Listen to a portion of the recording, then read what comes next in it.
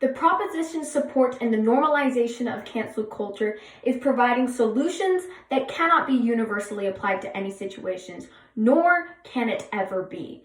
We as a culture and society have decided to use cancel culture as a way to pressure others into believing the same as us, but without holding actual legal consequences for anything that they do that might be in disturbance with the law, which is why we as opposition are so proud to oppose today's motions. For a quick model, we believe that cancel culture is only effective when used minimally, and we would rather like to support the normalization of cancel culture to inform and create discussion. Our burden that we have today is that side proposition must be able to prove that normalizing cancel culture has real beneficial results. For a quick on-the-clock roadmap, I will be going over our first and second substantives, and our third substantive will be addressed in a later speech. But on to our first point of effectiveness and individual accountability. The effects of being canceled are less about accountability and more about popularity. Because cancel culture is a social phenomenon, there is no lasting consequences for canceling a certain individual. This is in part because there is no legal consequences since the actions are not typically illegal. There is no standard for social consequences, and for there to be one, it would have to be highly subjective and situational. Cancel culture can, in its nature, never have true power in the government because of how biased it is towards a judge's morals, and in each individual would receive a different consequence. This is a large participant divide that makes canceling ineffective because only some people may choose to participate. For groups that support cancel culture, there are just as many against it. To elaborate further, what to cancel over is incredibly subjective. What is offensive to some is fine to others. There can never be true law around the social norms because of this strict divide. But as with larger profile canceling with big mainstream celebrities, it is highly improbable that culture will ever be able to work and cancel culture will be in its full effectiveness, because it is hard to completely separate the artist from the art, as one feeds off of the other. But sometimes public denunciation of powerful individuals can have the opposite effect as of what is intended.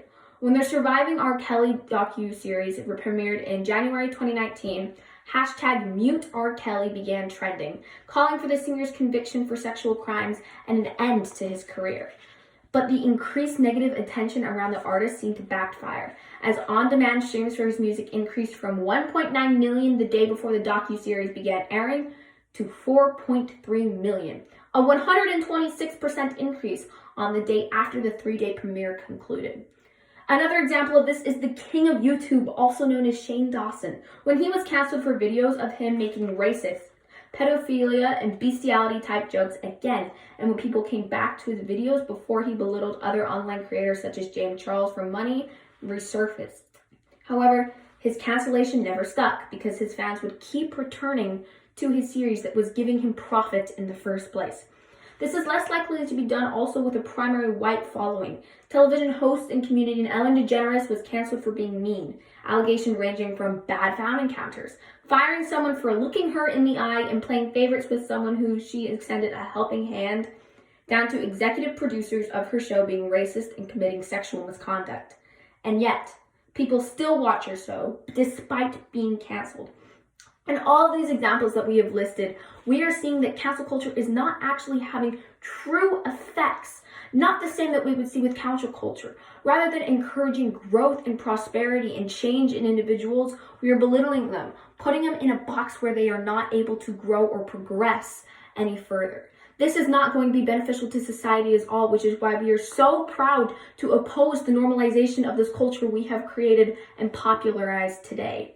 Canceled people are still typically able to use the platforms that they were canceled from because it is a social action and not typically an action taken by the company, because they have already seen the social canceling of the actual individual.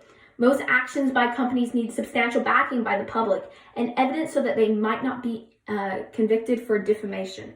Another example of this is people being called out by the Me Too movement are still able to use forums. In July, the Harper's Magazine published a letter on the justice and open debate, a critique on cancel culture without directly naming it. It was met with immediate backlash. The Harper's letter was full of a bunch of really rich and famous people writing in a national magazine about how they've been silenced. yet they still get access to this forum. So it highlights the fact that cancel culture is really just the fear that is something that is not actually real. So if we're going to talk about cancel culture, we cannot talk about it in isolation. We have to put it in context. The context is the fact that these people are still able to have voices. Not only are they not actually being properly educated on what they did that society is actually deemed immoral, but they are continuing to be still able to spread their ideas that might be harming other individuals in society. Large corporations can also recover very quickly from cancel culture. Letting go of an employee who has committed an offense may be the fastest way for a firm to quickly restore its reputation. But for the employee who was fired, moving on isn't as easy, and finding new work can be difficult. Again, we are not seeing the proper accountability that it actually takes to properly grow and progress, which is ultimately our goal as society. It is important to remember that someone is paying the price. A quote by Alexis Odesser, an expert in crisis public relations at Bliss Integrated. She adds, brands targeted by cancel culture can often find ways to move past an incident, while individuals can be left with very expensive consequences. But now on to our second substantive, which is that of morality. Cancel culture is a form of public humiliation to enforce a social conformity. It is incredibly negative, even toxic, in the way that of its oversimplification of complex issues and the encouragement of snap judgments that can easily result in overly harsh consequences in a less offensive situations. Even if consequences are necessary, there is no standard of which these consequences are to be made, meaning there is no proper justice. The idea that cancel culture can immediately solve all of our problems, and that by choosing to not listen to this individual who has been canceled, that we are promoting a proper and positive society, is completely unfactual, because instead of actually having proper legal consequences for those who are needed and providing the proper education where it is also needed, we are choosing to deny them of both, not actually seeing proper consequences being made besides those of a social rejection, but also that we are not truly seeing them being able to have access to these resources that is going to help them in the long run. Simply canceling someone because we disagree with their position does nothing constructive. Engaging in respectful exchange of opinions while working toward the same goals is how we thrive and grow as a society, a phrase coined as cancel culture. Society becomes increasingly conformative to one set of ideas as the ability to healthily debate decreases. As a result, overreaction and bandwagoning will result in innocent people getting run off the internet. From a coercion agenda, making an enemy tangible and frightening gives a cult leader a target to focus their followers' attention on. Fear bypasses rational thinking.